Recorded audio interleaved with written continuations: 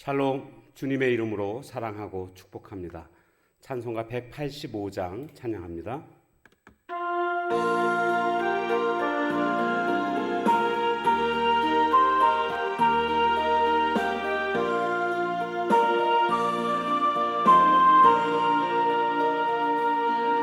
이 기쁜 소식은 온 세상 전하세. 큰 환난 고통을 당하는 자에게 주 믿는 성도들 더 전할 소식은 성령이 오셨네. 성령이 오셨네. 성령이 오셨네. 내 주님 보내신 성령이 오셨네. 이 기쁜 소식은 온 세상 전하세. 성령이 오셨네.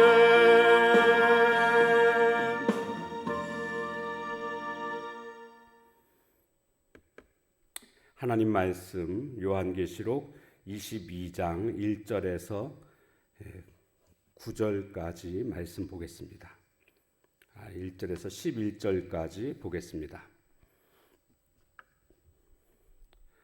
또 그가 수정같이 맑은 생명수의 강을 내게 보이니 하나님과 및 어린 양의 보좌로부터 나와서 길 가운데로 흐르더라. 강 좌우에 생명나무가 있어 12가지 열매를 맺되 달마다 그 열매를 맺고 그 나무 잎사귀들은 만국을 치료하기 위하여 있더라. 다시 저주가 없으며 하나님과 그 어린 양의 보좌가 그 가운데에 있으리니 그의 종들이 그를 섬기며 그의 얼굴을 볼 터이요 그의 이름도 그들의 이마에 있으리라. 다시 밤이 없겠고 등불과 햇빛이 쓸데 없으니 이는 주 하나님이 그들에게 빛이심이라. 그들이 세세토록 왕노릇 하리로다. 또 그가 내게 말하기를 이 말은 신실하고 참된지라. 주 곧 선지자들의 영의 하나님이 그의 종들에게 반드시 속히 되어질 일을 보이시려고 그의 천사를 보내셨도다. 보라, 내가 속히 오리니 이 두루마리의 예언의 말씀을 지키는 자는 복이 있으리라 하더라. 이것들을 보고 들은 자는 나 요한이니 내가 듣고 볼 때에 이 일을 내게 보이던 천사의 발 앞에 경배하려고 엎드렸더니 그가 내게 말하기를 나는 너와 네 형제 선지자들과 또 이 두루마리의 말을 지키는 자들과 함께 된 종이니 그리하지 말고 하나님께 경배하라 하더라.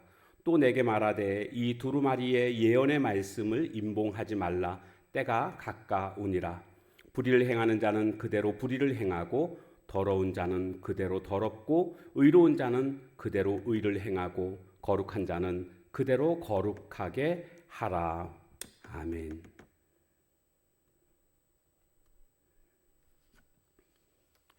자, 오늘 본문은 이제 새 예루살렘의 모습을 요한이 보고 그것을 설명해 주고 있습니다. 새 예루살렘은 새 하늘과 새 땅에서 완성될 교회를 의미합니다. 에덴 동산의 회복된 모습이라고도 말할 수 있습니다. 생명수의 강이 흐르게 됩니다.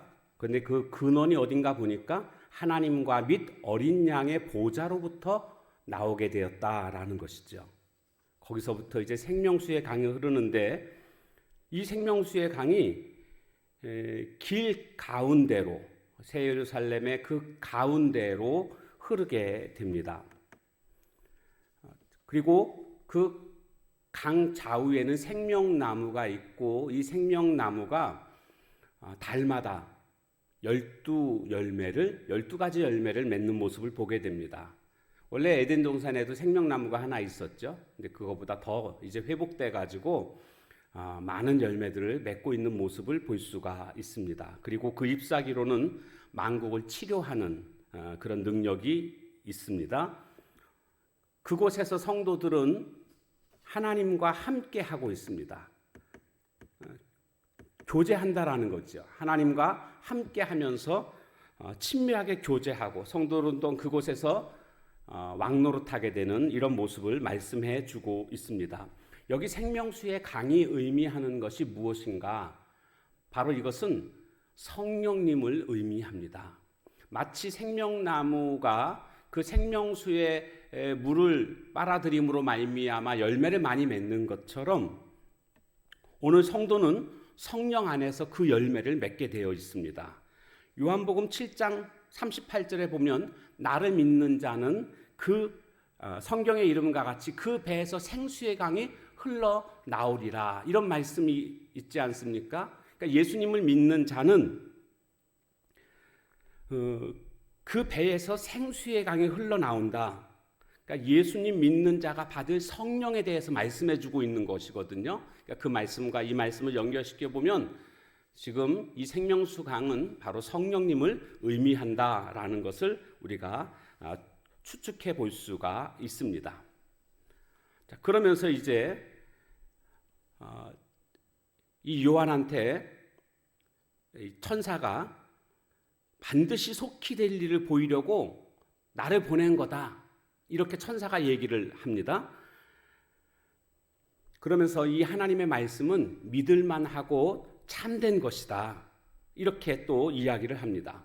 그러니까 반드시 속히 될 일을 지금 천사가 하나님의 말씀을 대언해서 알려주고 있는데, 이 일은 지금 내가 한 말들은 그대로 되어질 것이다, 그것도 속히 되어질 것이다, 이렇게 말씀하고 있습니다. 그러니까 오늘 이 사실을 믿는 오늘 성도들은요, 어떤 삶의 태도를 취해야 되겠습니까? 정말 그렇게 된다, 정말 우리가 앞으로 이제 새하늘과 새 땅에 들어가게 된다, 이것을 믿는 사람들은요, 하나님의 말씀을 지킵니다.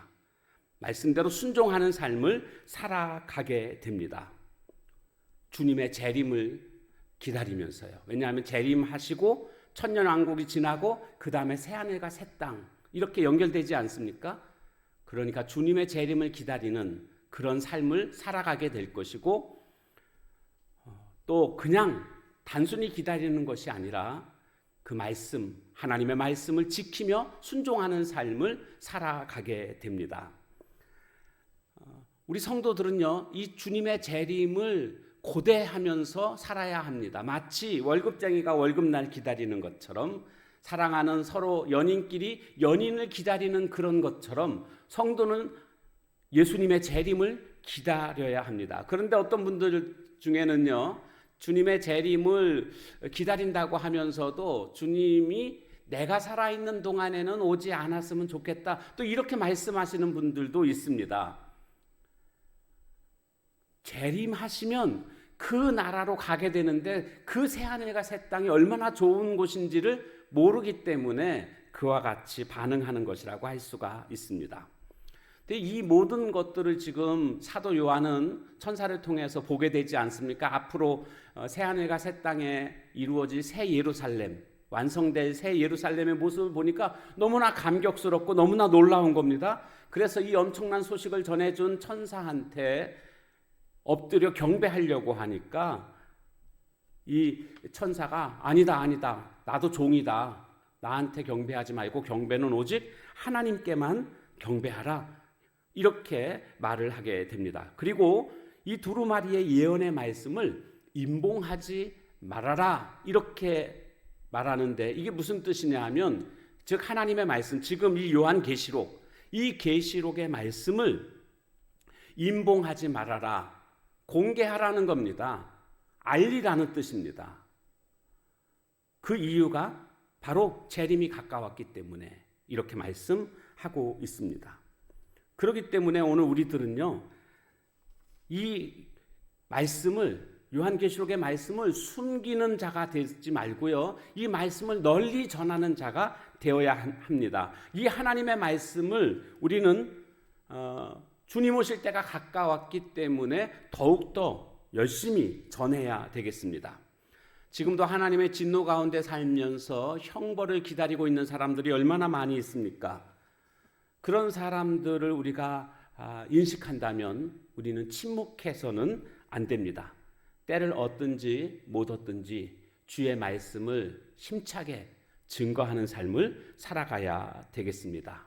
그래서 이 기쁜 소식을 온 세상 전하세, 찬송 불렀던 것처럼 오늘 이 새하늘과 새 땅을 소망하며 이 구원의 복음을 믿지 않는 자들에게 전하는 우리 모두의 삶이 다 되시길 주님의 이름으로 축원합니다. 기도하겠습니다. 하나님, 오늘 말씀을 통해서 우리가 가야 할 새 하늘과 새 땅 소망케 해주시니 감사합니다.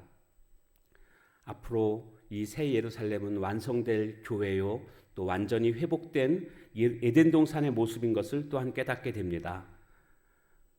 성령으로 말미암아 완전히 회복되고 또 성령님으로 말미암아 우리가 동거하며 새하늘과 새 땅에서 하나님과 교제하는 그런 삶을 살게 될 것을 믿음의 눈으로 바라봅니다. 그러기에 우리는 재림을 기다립니다. 주님의 오심은 우리에게 참으로 귀한 날이고 기쁜 날임을 우리가 기억하고 사모하는 마음으로 주님을 기다리는 삶이 되게 하옵소서.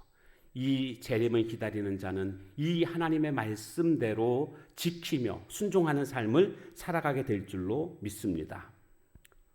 하나님의 말씀 앞에 온전히 순종하는 삶이 되게 해주시고 이것을 임봉하지 말라고 하셨사오니 많은 사람들에게 지옥의 형벌을 기다리고 있는 자들에게 이 말씀을 증거할 수 있는 저희들의 삶이 되게 하옵소서. 때를 얻든지 못 얻든지 이 기쁜 소식을 전하는 삶을 살게 하옵소서. 예수님의 이름으로 감사하며 간절히 기도하옵나이다. 아멘. 주신 말씀 붙들고 기도하시고 또한 각자의 기도 제목 가지고 기도하는 시간을 갖도록 하겠습니다.